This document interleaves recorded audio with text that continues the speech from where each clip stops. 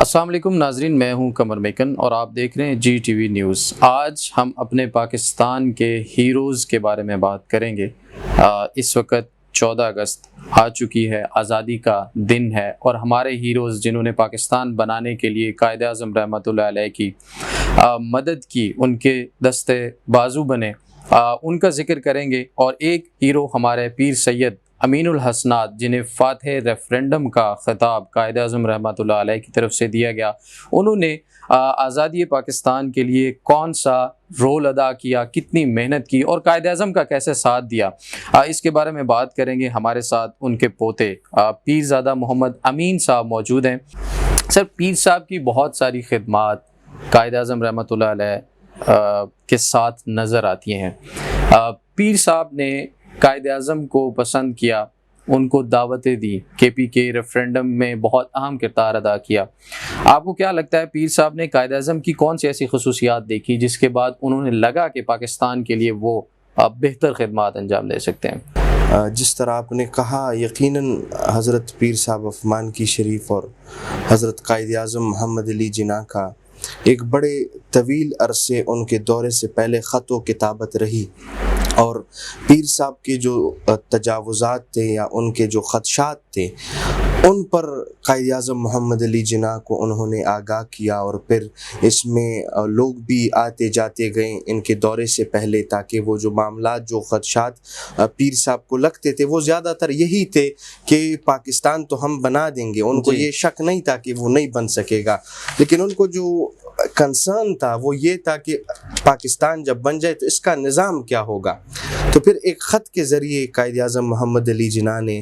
ان کو ان کے جو تجاوزات تھے نظام کے حوالے سے کہ سسٹم کون سا ہوگا، یا آج آپ دیکھیں کہ ایک ڈیبیٹ چلتی ہے کہ ہمارا جو ملک ہے تو یہ سیکولر اور لبرل ہے، لیکن یہ ایسا نہیں ہے۔ قائد اعظم نے اپنے خط میں کہا کہ یہاں کے جو مسلمان ہیں، جو کہ یہاں کی اکثریت ہے،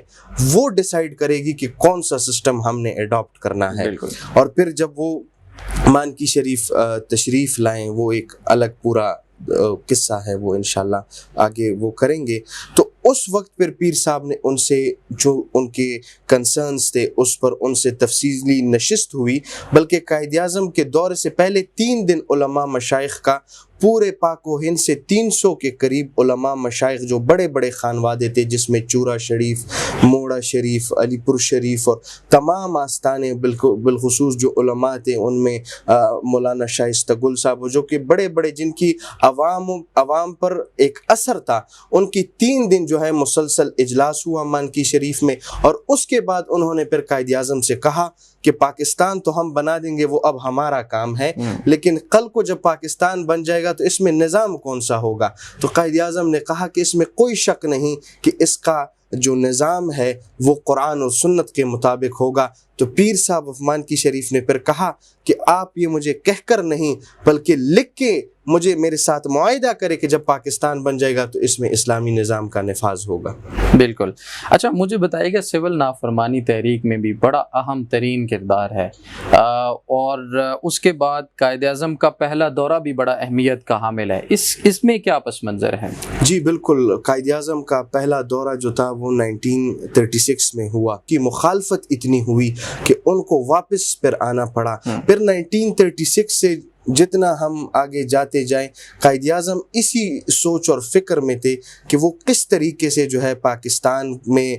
صوبہ سرحد میں وہ اپنے منشور کو پھیلائیں گے، اور وہ وہاں پر اصل میں جو خطہ NWFP تھا، اس کی ایک بہت بڑی امپورٹنس تھی، اور یہ وہ ڈیسائزو رول اس نے پلے کرنا تھا کہ اگر یہ پاکستان کے حق میں آتا تو پاکستان بن جاتا، اگر یہ نہ آتا تو پاکستان کبھی نہیں بن سکتا، کیونکہ ایک تو اس کے جو آپ دیکھیں کہ ایک طرف اس کا افغانستان کے ساتھ لگتا ہے، اور ایک تحریک چلی تھی پوری کہ اس کو ہم اگر ہندوستان کے ساتھ نہیں تو کم از کم افغانستان کے ساتھ اس کو ہم ملا کے ایک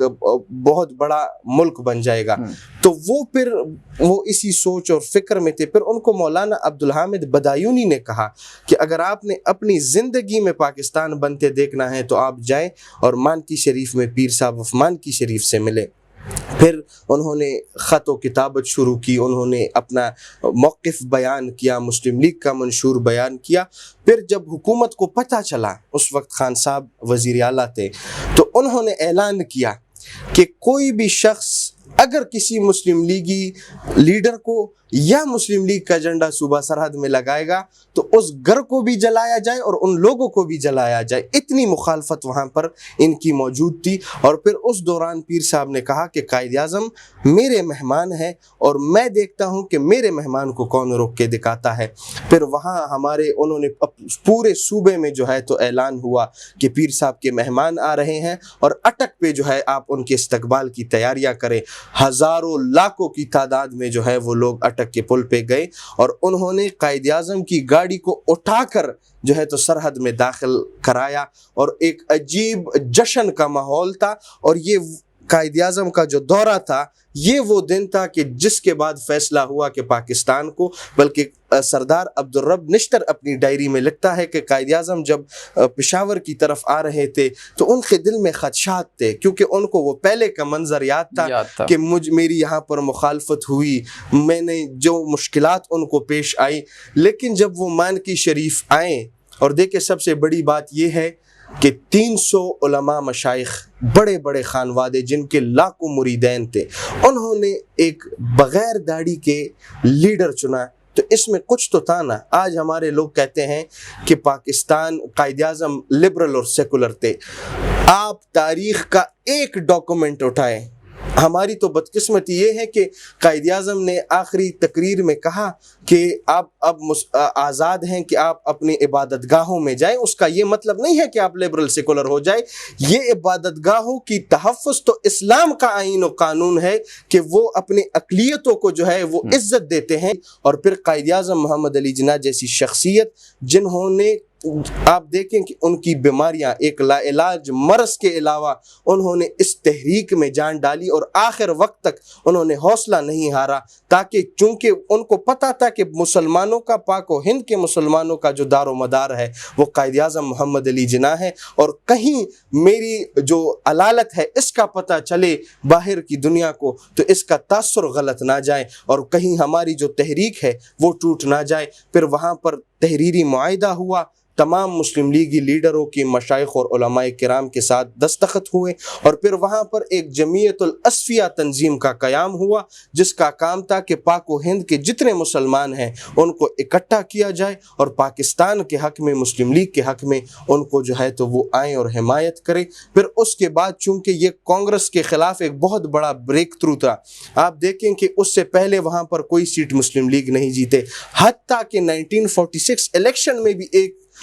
سیٹ جو ہے وہ مسلم لیگ نہیں جیتی۔ لیکن اگر ہم دیکھیں کہ 24 نومبر 1945 سے 1947 تک جو عرصہ ہے 1.5 سال کا، اس کم عرصے میں آپ دیکھیں کہ پیر آف مانکی شریف کی وہ پرسنل ڈائریز موجود ہیں، ایک ایک دن میں وہ 3 4 ڈسٹرکٹس میں جا کے جو ہے بڑے بڑے اجتماعات سے وہ خطاب کرتے تھے۔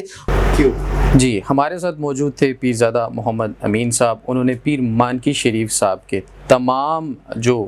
ہم کہہ سکتے ہیں کہ کارنامے ہیں، جو خدمات ہیں پاکستان بنانے کے لیے، قائد اعظم